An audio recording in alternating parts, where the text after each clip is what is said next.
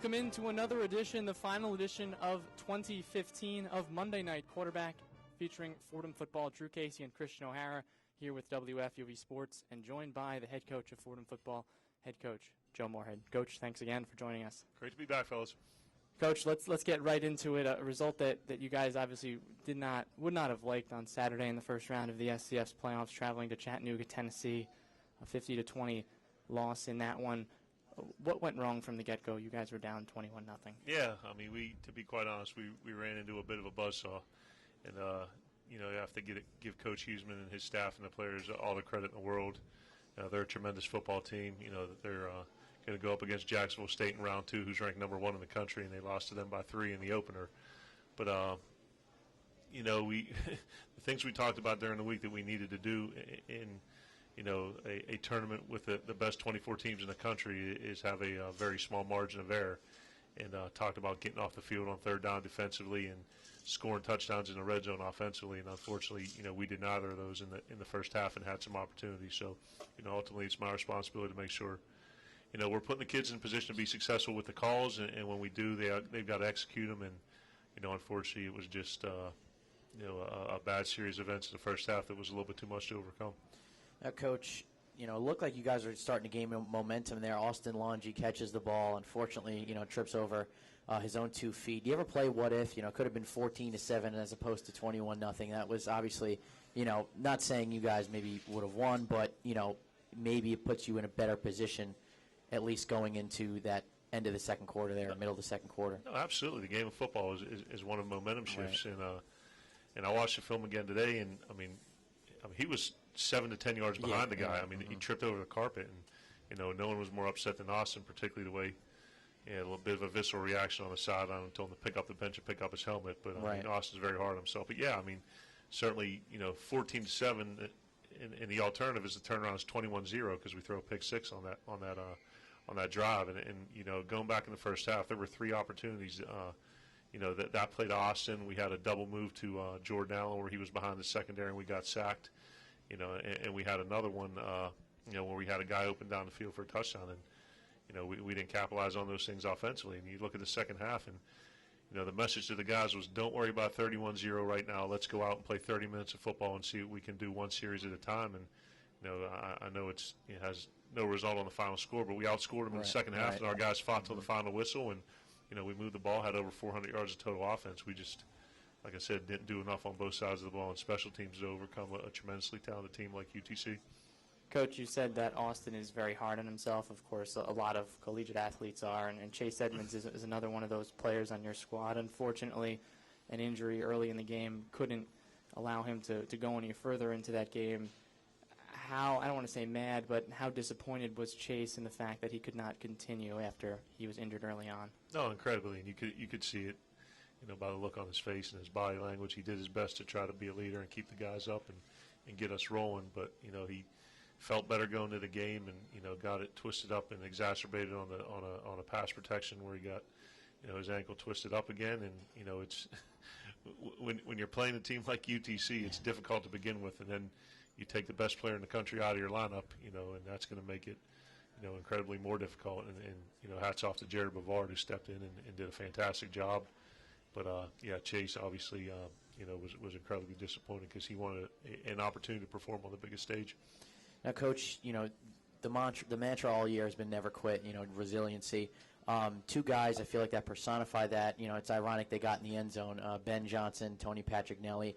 What does it mean when you see those guys, down 31 in a playoff game, kind of just personifying that culture? No, and they did just what we asked them to do at halftime, and we plugged away one series at a time, and Ben came in and had the big slant and go touchdown on the 55-yarder, caught another nice fade stop ball down the sideline, and had a nice comeback catch and did a great job. And Ben's been a very critical piece to our receiving core this year. Between he and Jonathan Lumley splitting the reps at the X receiver. They've both done a good job, and particularly for a senior, a guy who's kind of bided his time, behind Sam Majal and sat behind him for a bunch of years, and then, coming in and working through rotation this year. It was great to see he and Tony, be rewarded for their work with a touchdown reception in their final collegiate game. Coach, going into the game, we knew that the University of Tennessee Chattanooga had a pretty fierce rushing attack with two players over 1,000 yards, and they have two players go over 100 in the game. What made it so difficult to contain those two runners? You look at them and just, during pregame warm-ups, they're a physically imposing football team. They look as good, big and strong as some of the Sun Belt or Conference USA teams I've coached against in the past. So, the big, strong, physical offensive line, obviously, Coach Durden, their offensive coordinator, has a scheme to, put them in position to be successful based on what they do well. And, Crane and Huseman are just two very good runners. And then that little number 23 running around there, that didn't, make it any easier. And it's just, very few teams have been able to stop the rushing attack this year. And, not only weren't we able to stop it, we were had a tough time even slowing it down. Now, Coach, you want to look back on this season. There obviously are many positives. What sticks out, whether it be a game, a player, a unit, offense, defense, what sticks out to you most positively about this season? I think our kids' ability to enter the season without viewing it as a rebuilding year, but rather looking at it as a reloading year, and there would have been every excuse under the sun for a football program for us to come in and say, hey, we're going to lower the expectation level. We're going to say that 6 wins is a good barometer and something to build off of, and that's all BS. And our kids, took that to heart and said, hey, there's a bar set for this program. There's an expectation level for our standard of play, and the thing that I'm most proud of is, that we fought and scratched and clawed in every single game, found a way to win an FBS game, in our very first game of the season, and throughout the season, when there were close games that could have gone either way, our kids ultimately found a way to win a majority of them. And what does that say about the senior leaders of this team, getting these guys not only in a mindset to perform, but then in doing so performing and finishing 9-3? We're going to talk to Garrick and Lourenzo in a little bit, Stephen Hodge as well. What does it say about the seniors? No, it's you can't say enough about what these guys have done, and you talk about their 38-13, all the numbers that I tweeted out earlier today, and I mean they're this class has set the standard for the future of Fordham football, and we had a team meeting today, and the seniors weren't in it, and the guys all moved up their rows because we sit by class, and we talked about how this upcoming team is going to have to forge their own identity, but this senior class has done things that no other team in Fordham football history has done for 4 years. So certainly them immersing the young guys into our culture. That can't be, stated how important that was. Coach, you mentioned your tweet earlier today, class of 2016. I just want to read off the numbers for those people who didn't don't see follow it. me? Yeah, Absolutely. right, exactly. Follow Coach Moorhead on Twitter. At ball Coach Joe Mo. Yeah, exactly. 38-13 overall, 19-5 in the Patriot League, a 2014 Patriot League championship, FCS playoffs 3 times, FBS wins 2 times, top 10 wins, 2 top 10 wins, 22-2 at home, and 41 weeks in a row in the top 25. That's quite, a set of accomplishments there for your seniors. How do the young guys looking, going forward, live up to those expectations? Oh, it's great, and for the guys who've gone through this program, and Garrick and the other seniors, that's quite a legacy, and it's something to be proud of and something to hang their hat on and know that, they left it better than they found it. And I think it's great. It's challenging to the young guys that now, not only is Fordham football a solid program, it's a team that is recognized on the national in the national landscape, and it's not just good enough to go 500 or just a little bit. This is a team that's expected to win the league every year and expected to compete in the playoffs, and that was another theme or topic this morning is what are we going to do to get over the hump in the playoffs? And we have plenty of time before now and then, but that's something that these seniors can be proud of, that the bar continues to be raised for this football program year in and year out. Coach, probably a difficult question to answer, but in light of that senior class and of those numbers, have you had maybe a favorite moment? I know it's probably very difficult over that time span of seeing this team grow and mature and ultimately succeed to a great degree. Yeah, I think it would be tough to pinpoint it to one moment because these guys have been through a lot of things here in the last 4 years. But, in 13, the Temple game really stands out to me. In 14, Tabucky's catch against Bucknell and overtime is something, that these guys, and obviously the Army win this year, and that's not talking about, the win over Villanova, the win over Lehigh on national TV. I mean, there's so many of them, but, I think it would be more of a body of work, as opposed to one particular game. And, Coach, now, looking ahead toward the future, these younger guys, like you said, they're no longer freshmen anymore. You know, they've played games under you. Who are you looking to next year, you know, if you've even thought about it, to really set an example? You know, guys like Corey Cattle come to mind, Austin Longy, you know, obviously Chase when he's healthy. Maybe some of the guys that we don't hear about day in and day out, who do you think will step up and, you know, guide the way? There's plenty of candidates, and, you know, it's actually the opposite last year. Instead of replacing 19 and 22, we returned 19 and 22.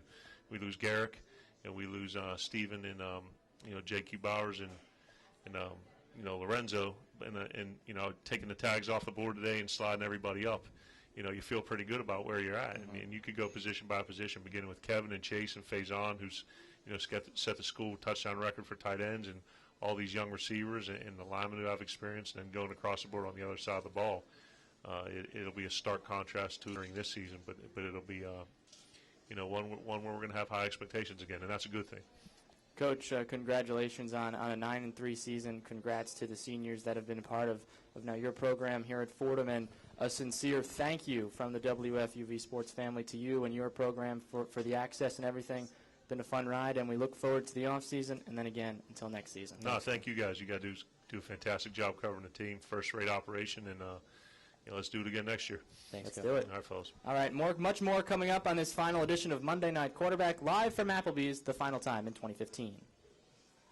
All right, welcome back to the second segment of Monday Night Quarterback, the final edition of 2015, live from Applebee's. Let's go inside the huddle. Drew Casey, Kristian O'Hara with Lourenzo Smith and with Garrick Mayweather. Guys, a tough end to the season, but overall, pleased with the season?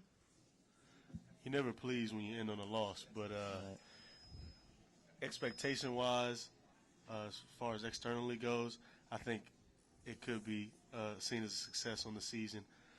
Like you said, we would definitely hope to make a bigger run at the national title. But yeah, good season. Yeah, going along the same lines, I agree. No one really gave us a chance besides win the Patriot League, but we made it a run with a lot of young players, and sky's the limit for those guys. Wish them the best of luck.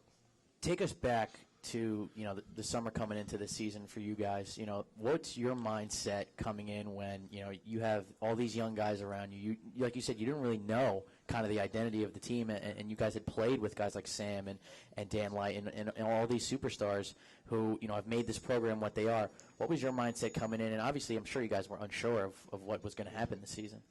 Yeah, in all honesty, and it may sound weird, but I don't think we had any drop off as far as our mindset went. We all came to work every day, put our hard hats on, right, and we're expecting to win, just like we have been. Because I'm sure Coach Moorhead has said it more than once to you guys. Our culture is what wins us games, not individual guys. Right. So, you know, I think we win with culture a lot of times. So, you know, we just getting those guys acclimated and getting those guys on board with our culture. And I foresaw success at the beginning of the year personally. I know Zoe did too. We had a conversation about it. Definitely, because we came in the summer and it was me, him, a couple of upperclassmen, and all the freshmen. So we were like, you guys gotta be ready to go.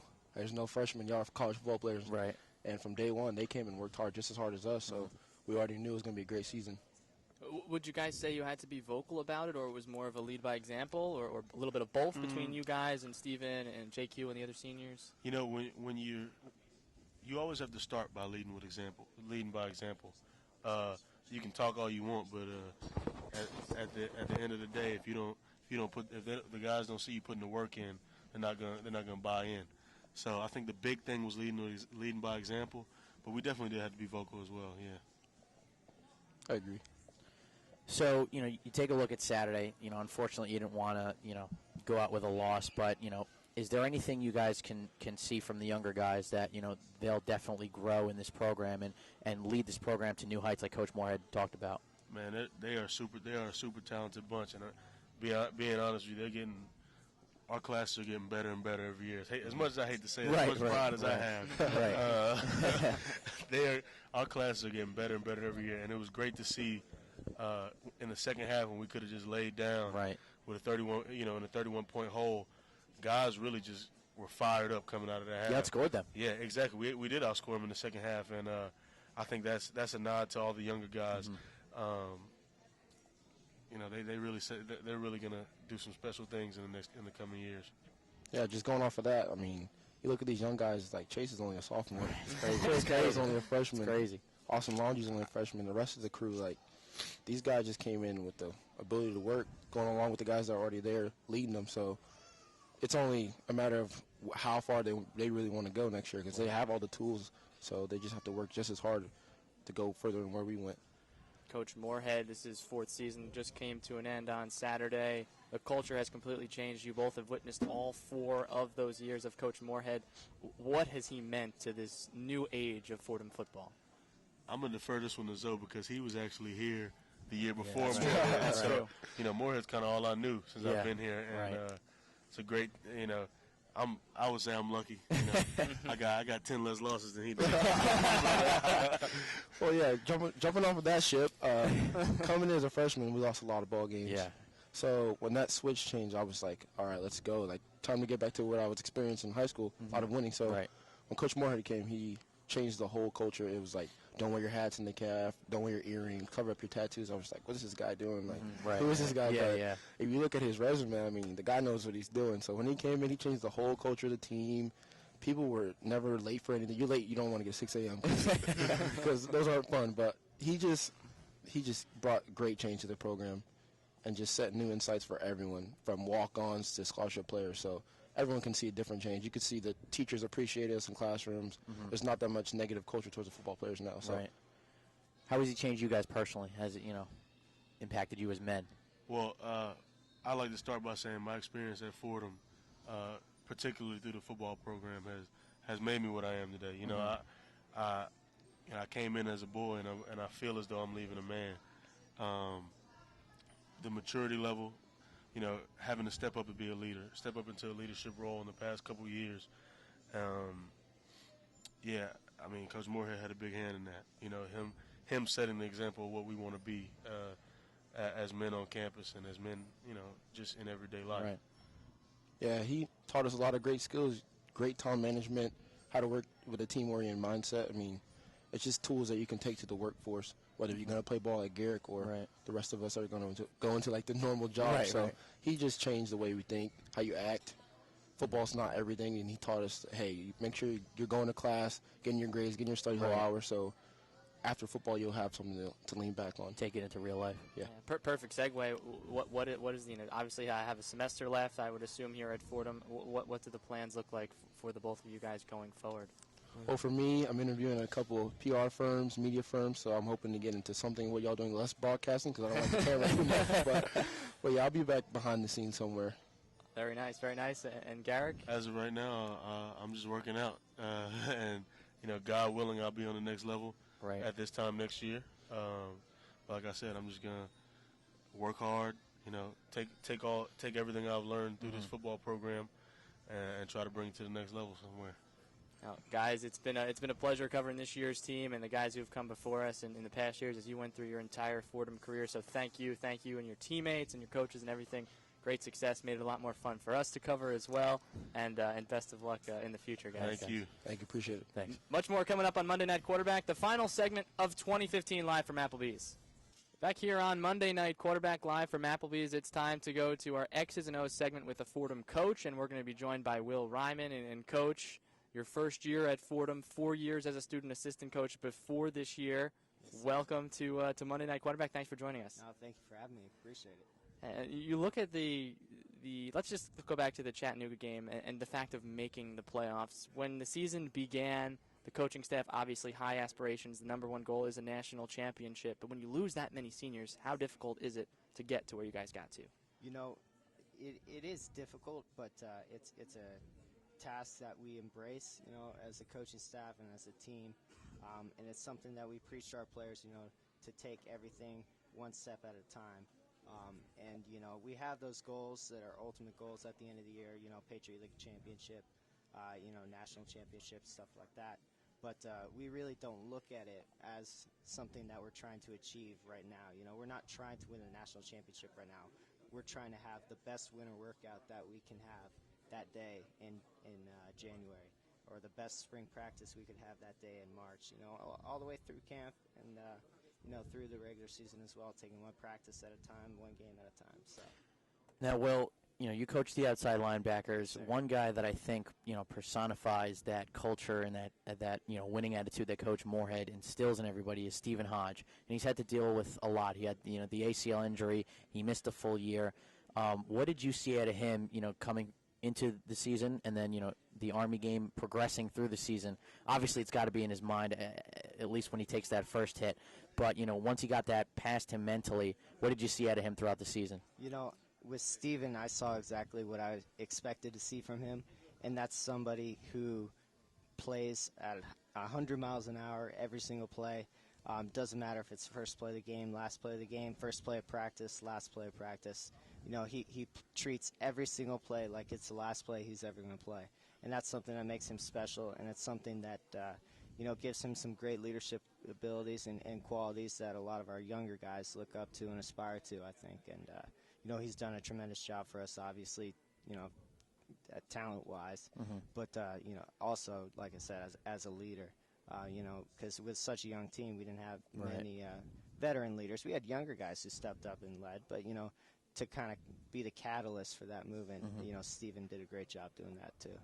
And Steven's not the most vocal guy that we've come across throughout this season, which is completely fine. You say he's a leader, but how did he emerge as a leader this season, as not being the scream-in-your-face kind of guy? He's somebody who leads by example, and he's somebody that, kind of the guys who are the scream and get in your face kind of leaders can point to and say, hey, look at what Steven's doing, and then Steven just does what he does. And throughout the season, that's not to say that Steven doesn't talk at all. You can hear him at practice or during the games. He gets after some people sometimes, but he's grown as a person, as a leader too. So he's done a tremendous job for us. Now, Will, we got to talk about Saturday a little bit. Unfortunately, tough loss. What did they do, Chattanooga, offensively that maybe gave you guys some problems? I think Coach Moorhead alluded to it earlier. The main culprit is, they're probably the most physically imposing team we've played all year. We've played an FBS team in Army and, Villanova. But that was a team that looked like something we had not seen before this year. And I think that played a big part in it. But the quarterback run game was something that we had a little bit of trouble containing, as well as, handing the ball off and just running power. I mean, we were getting knocked off the ball, and, a lot of that has to do with, the physicality of that team, and, give them a lot of credit. Right. But it's something that, we've addressed, even in the team meeting this morning. It's something that we're going to strive, throughout the offseason to focus on getting bigger and stronger, so that, when we take the field against a team that looks like that, we can knock them back too. Right. So it's created kind of a good boost for our guys, something to really drive them throughout the offseason. This was your first year as an assistant coach for the Fordham Rams. You previously had served as a student assistant coach for your 4 years while you were at Fordham as a student as well, of course. What have you noticed, because you also experienced the non-Joe Moorhead Fordham football era, the change that Joe Moorhead has brought to this Fordham program? What has that been like for you to witness? No, it's something special. You had Lourenzo Smith on here earlier. Lorenzo and Steven and I are the three guys around the program who kind of witnessed this change throughout the last 5 years. And, Coach Masella, he was a tremendous football coach as well, I was not as involved with that staff as I am here. I was kind of like a student manager my first year. But, when Coach Moorhead showed up, he really preached in doing the little things right and the attention to detail.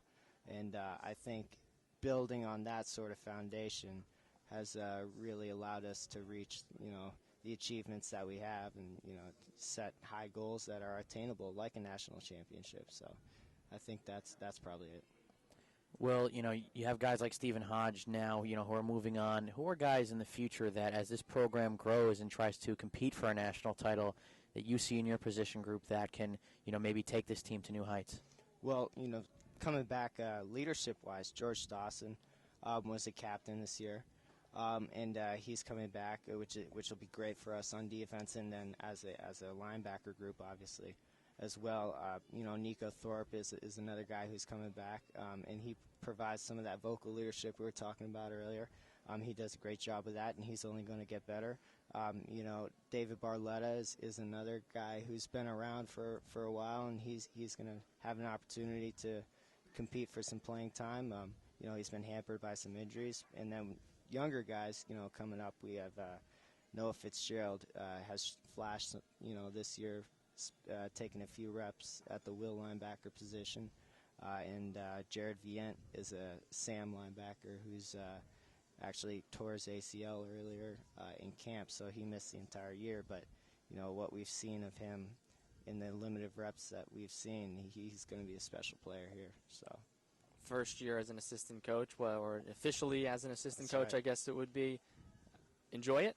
Loved it. Loved every minute of it. So you'll be back. Absolutely. Excellent. Well, best of luck in the offseason. Congratulations on the 9-3 season. Thank you. And thanks for coming on. We'll see you next time. Thanks for having me. Thanks. Appreciate it. Thank you. We'll wrap up the 2015 season. Kristian and myself, Drew Casey, in just a bit here on Monday Night Quarterback. Back here at Monday Night Quarterback, Drew Casey and Kristian O'Hara wrapping the 2015 Fordham football season. And Kristian, I just need to start with one question. It's November 30th at the production of this here at Applebee's. On August 30th, that's about a week before the team's first game against Army, 3 months ago. If I asked you, does this team finish 9-3 and make the FCS playoffs without winning the Patriot League? What do you say to that? I say no, Drew. I say no, and it's amazing. It's remarkable, what this team has been able to accomplish. I think if you were to tell me that they wouldn't win the Patriot League and finish 9-3, I would assume that there would have been a loss to Army, maybe a loss to Villanova, and a loss here in the Patriot League. I wouldn't think that would get them into the playoff, but they beat Army in game one in a thrilling game that Matt and I were fortunate enough to call 37-35. It was a great win over an FBS program, and that kind of set the tone for the whole season. That this was not a rebuilding year. You want to call it a reloading year. Guys, young guys stepping in. That were freshmen, but had to adapt to the culture very quickly, and so it was a very successful year in my opinion under Coach Moorhead, and this program has only nowhere to go but up. And so when you think about it that way, and you think about guys like Chase Edmonds, who was only a sophomore, which is extremely mind-boggling if you think about it. No, it's insane. Could be one of the best players that at the FCS level that we've ever seen. Yeah, who knows? Over the next 2 years, he could cement himself as one of the best Fordham athletes. Exactly, and so when you take that into consideration, and if he stays healthy, this program can only reach new heights, and then ultimately. The ultimate goal of competing for a national championship is in reach with guys like him and younger guys who stepped up like Corey Cattle, Austin Longy, to name a few. One loss at home on the campaign for the squad. Some wild games in between. A Columbia win, the Liberty Cup, the last one at least for the moment in that rivalry. Holy Cross, a 47-41 overtime win. Right. Chase Edmonds for the winning score. The UPenn game the week before that went nutso down in Philadelphia that the team won 48-45. You mentioned the Army win, the close Georgetown win, the close Bucknell win. You have a favorite moment from this season? It's such a tough question. I mean, obviously the Army game sticks out. I think the Bucknell win was a great win for these seniors on senior day. I think it was a very close game. Bucknell had just scored to make it very close. I think it was a 1 or 2 point game. And they tried, a 2-point conversion play, similar to the play that the Colts ran against New England earlier in the year. And George Dawson was right there to make the play. And that's just a direct result of film study. And George had mentioned it on the show on Monday that, look, we saw it on film, and Coach Moorhead and all the coaches had us prepared for that. And so that just really shows you that this program, has taken tremendous strides from where it was. And so, like I said, it only has room to grow. And, I guess I'd say maybe besides the Army win, the Bucknell game was a very special moment for these seniors on senior day. Oh, for sure. And, the other losses on the campaign to Villanova 14-7 and to Colgate 31-29. You and I were up that there. one was a crazy Right. finish. And from that point on, I think we knew that the Rams would not go quietly anywhere, even if they were not going to win the Patriot League, Right. which was pretty much going to be the case after they lost that game. But the way they showed resilience in the final 90 seconds, the final minute, to get the onside kick, to nearly tie the game on a 2-point conversion with triple zeros on the clock.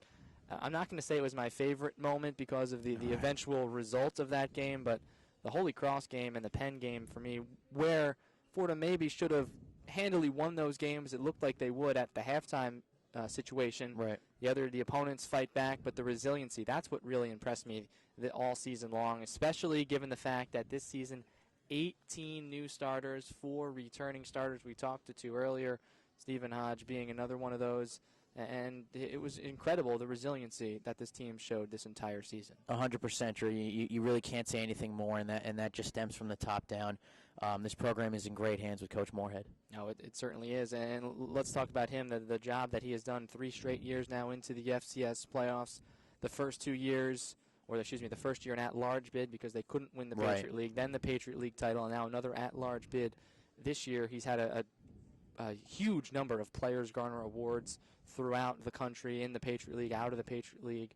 He's done a magnificent job. Absolutely, Drew. You talk about each player that comes through here and ultimately gets the opportunity to start for Coach Moorhead and make contributions on either side of the ball has been, embraced and showered with awards. Obviously Chase Edmonds, the Jerry Rice Award winner from last year. You have Sam Ajala, Bucky Jones, Dan Light, Mike Niebrick. You can name them all. Stephen Hodge. So guys, or younger guys in high school looking to, play football at the next level and the FCS level certainly have to take a look at Fordham and all the opportunities it has, with football and outside of the classroom. And Coach Moorhead, obviously instills the values of becoming a better person, better man, not just being a better football player. And you look at some of those awards this year, of course, majority of them haven't even been released yet because the FCS playoffs are still going on. Chase Edmonds is the Patriot League Offensive Player of the Year. I don't know how Stephen Hodge is not the Defensive Player of the Year in the Patriot League, but we're not going to touch on that on this program. But Chase Edmonds, the sky is the limit for him, assuming he's healthy. Absolutely. Drew, you talk about, it all relies on his health. If he can stay healthy, throughout the course of these next couple of years here, that he's, the running back for the Fordham Rams, like you said, the sky is the limit. He will probably shatter the Fordham rushing record, and his name will forever be entrenched in that Fordham record book. And like I said, he could make a shot at the FCS touchdown record, the FCS rushing yards record, assuming he continues the rampant pace that he's been on. And like I said, Drew, younger guys can look to a guy like that and say, hey, you know what, I can be like that. I can do the things that he's done. I'm not saying everybody's Chase Edmonds because, that's a once-in-a-lifetime kind of talent. But, the sky's the limit for Chase and this program. He certainly is a special player. A lot of special people involved in this program. And Kristian, to keep that specialness going, we talked about it with the guests we've had on here this evening at Applebee's for the final time in 2015. Next year, the program is already flipped the chapter, a meeting already talking about next season. Juniors move up to become the seniors next year, etc., further down the ranks. What do they need to do to not only have an equally as successful season, but an even more successful season next year? I think you heard Coach Reimann talk about it a little bit, maybe get a more focus on the weight room, a little bit more focus on team speed. So when you do play, teams that are, have at least the edge physically or the edge, in terms of quickness, you can compete with them, at that level. And look, that game was on the road. Maybe that game turns out a little bit differently if it's at Jack Coffey Field. Who knows? But, when you run into teams that are a little bit, more physical than you want to be able to combat that with some, physicality of your own. And so I think Coach Reimann said it best when the emphasis is on getting in the weight room and using this loss as a motivating tool for the younger guys to see, look at how much the seniors accomplished. Now let's take it to the next level. Well, Kristian, that's about it. And for you, it's going to be it. The senior the end of the road. Now, yeah, absolutely. Unfortunately, I've got one more year junior at Fordham here. Right. How was the experience? Drew, it was everything I could have ever asked for and more. Great people, great coaching staff, great players in this program. And, obviously working with everybody here at WFUV has made my experience even better. And it was, like I said, everything I could have ever asked for and more. And, I'm just thankful that I got the opportunity to follow this team around and see them grow. Some other names behind the scenes that you, of course, need to know about. With us every week, Sean Hayner and Brendan Bowers manning the equipment, producing, engineering, and everything in between. Every week. Every week. They're literally every week. We're week. Not even here. every week. Bob Aarons, he's also here every week, the executive producer of WFUV Sports. Nick and Joe DeBarry, of course, in the building with the cameras all the time. Greg Marmoros is here all the time as well, helping us get this set with the Fordham football program. To the various guests, players, coaches, and Coach Moorhead is here every week. Usually doing 2 segments. So it's been a pleasure, and that's going to do it. That's going to do it for this week's edition of Monday Night Quarterback. Thanks to head coach Joe Moorhead, outside linebackers coach Will Reimann, offensive lineman Garrick Mayweather, and defensive back Lourenzo Smith. As Chattanooga is the Rams' final game of the season, this is again the last edition of Monday Night Quarterback. Special thanks to Joe DeBarry and Nick DeBarry in the Sports Information Office for all their help throughout the season and the help they will continue to give us here with Fordham Athletics as the various seasons go on. Special thanks goes out to the football staff, head coach Joe Moorhead, Greg Marmoros, as I mentioned, everybody else on that staff. Thanks to Applebee's. We've been here all week. We should be back here next season. We might be. Come out. It's been a great time this season. Applebee's at Fordham Plaza. Until then, for Kristian O'Hara, producer Brendan Bowers, engineer Sean Hayner, and all the others that helped out throughout the season, got to give a shout out to Matt Morrow. Unfortunately, under the weather tonight here.